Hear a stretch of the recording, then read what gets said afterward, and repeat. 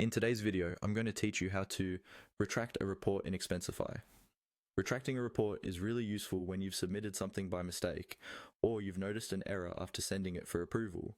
Instead of emailing your manager or finance team to fix it, you can simply pull the report back yourself, make the corrections, and then resubmit. I'll walk you through the full process step by step so you can follow along on your own screen. First, start by opening Expensify in your browser and making sure you're logged into the correct account. Once you're on the main dashboard, look for the navigation option that takes you to your expense information. From there, you'll want to click on Reports. This is where Expensify groups all of your expense reports, including ones that are opened, submitted, approved, or reimbursed. If you don't see the report you're looking for right away, you can change any filters or sort options, for example by date, to bring the most recent reports to the top.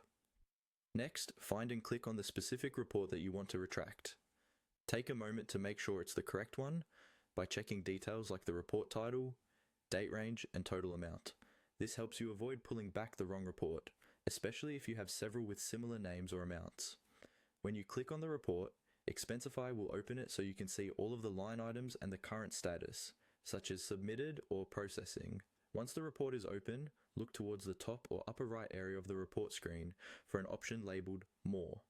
This is usually a small menu that includes additional actions you can take on the report. Go ahead and click on More to expand that menu. If you don't see it right away, try widening your browser window or scrolling slightly, as menu buttons can sometimes shift depending on your screen size.